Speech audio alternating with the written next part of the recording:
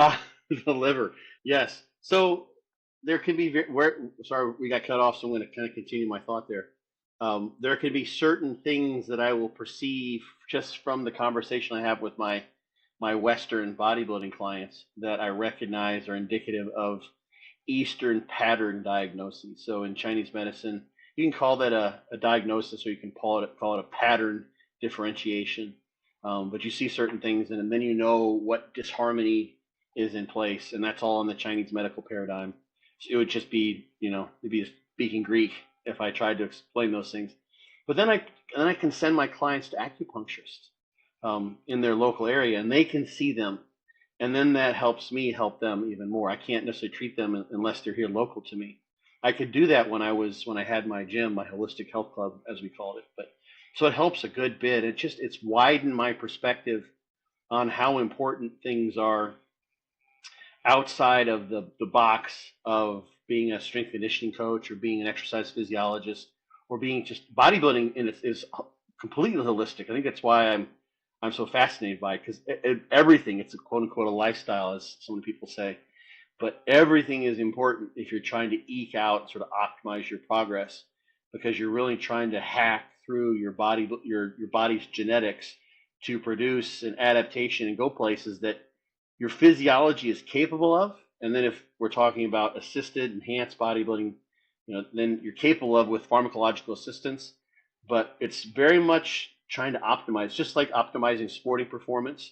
We're trying to optimize particular aspects of your anatomy, so to speak, through physiological adaptive processes. And it's you got to take everything in consideration, dot every I, cross every T, and that's what Chinese medicine is about. But there are things that bodybuilders typically wouldn't necessarily think about or have solutions for, you know. So like just stuff like having done internal martial arts, Tai Chi and Qigong for so long, I can recognize what kind of effect that can have on someone's mentality. And a thing that I often mention, and I've been saying for years now, is you look at like a lot of the best bodybuilders in the world. Not all of them, but a lot of the really good ones. It's sort of an uncanny trend. They've got tremendous genetics all in all, but one of the things that they tend to do really well, Ronnie Coleman is one that, pretty much everyone knows, is Ronnie trained like an absolute animal. People back in the day when he first became Mr. Olympia, they tried to do what he did, and no one could train that way. They just couldn't recover. Um, they could try to, but it wasn't going to work for them. It's just too much. But Ronnie's also a pretty chill guy otherwise. He's pretty relaxed.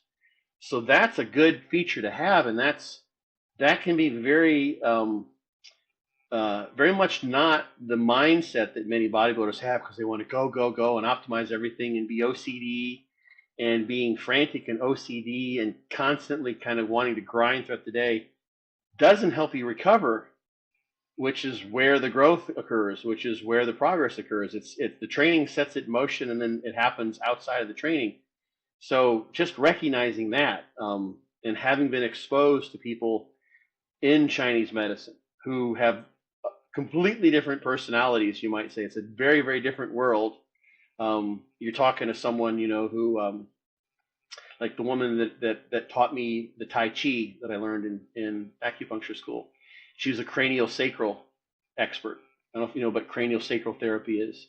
But a lot of what she would do would just basically be cradling the person's head for an hour, doing energy work, just pure energy work. And can you imagine, bodybuilders are coming and they're looking to like rip people's heads off and tear the roof off, bend bars and go bonkers. It's an uncaged animal, right? Going to town. Cranial sacral work is just the polar opposite of that. So I was being exposed. I was competing when I was in acupuncture school. So I'm being exposed to. I'm training like an animal, and then the next day we're doing Tai Chi, moving in slow motion. Trying to feel our dantian, our energetic center, tracing energy through the various acupuncture meridians.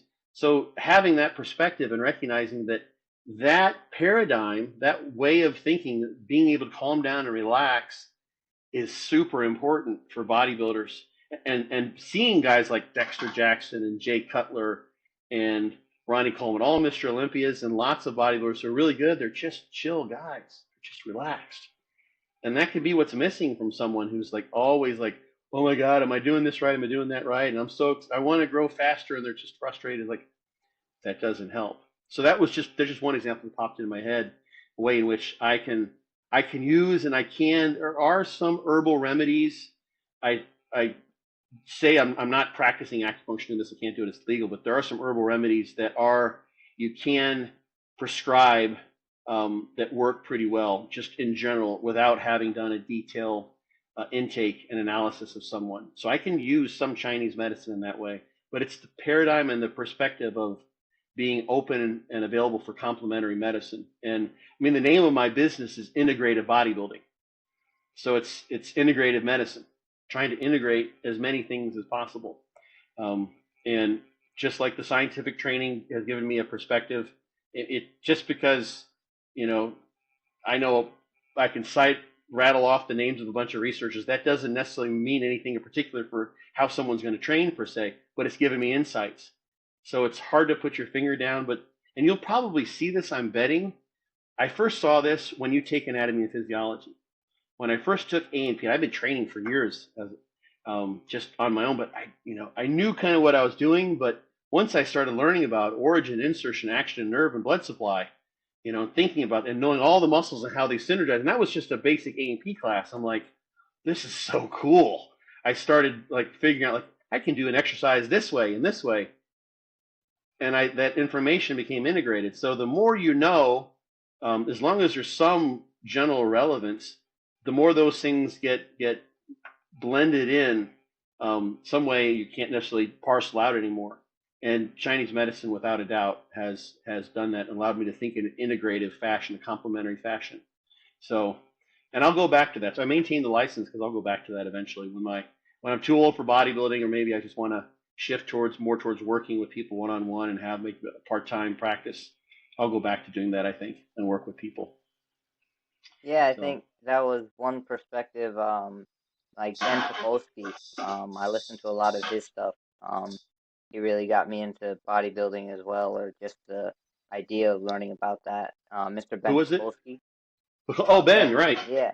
And he always talked about how the idea of learning how to downregulate later in his career was really what allowed him to basically achieve the big thing that he wanted at one of his last showings, where it was, early on in his career, he was very hard-headed, he called himself, and then learning how to downregulate just simply improved his recovery by leaps and bounds. So I think a lot of times it feels like you're doing something correctly when you're working yourself to the bone, but sometimes just taking a step back and actually allowing yourself to recover is what you actually need to do. So I think that I definitely think that's an awesome message. And that kind of leads.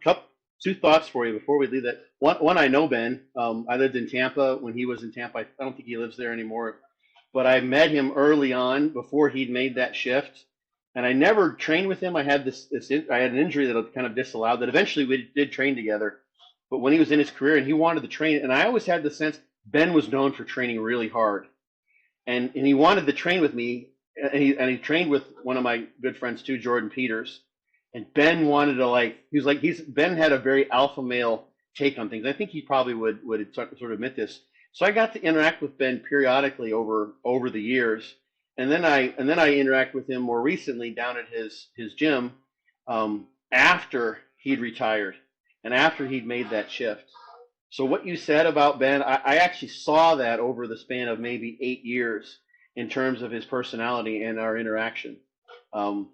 And the other thought, I mean, just as something to consider for you, with acupuncture, I went to acupuncture school after I completed my PhD. I had a master's degree and a PhD, and it's actually a master's degree that you earn there, but there's no undergraduate required.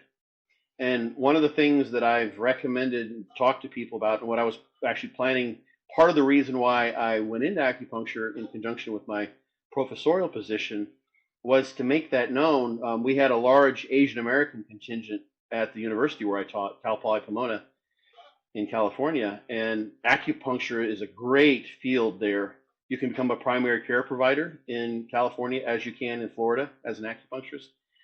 And for people who want to get into medicine and help people, and maybe, I had my experience with Western medicine. I didn't want to go and become a physician. And that's a whole other topic. Oop, am I still have you? There you go. Vanished for a second. Okay, holding on. Holding. You're muted now. I can see it.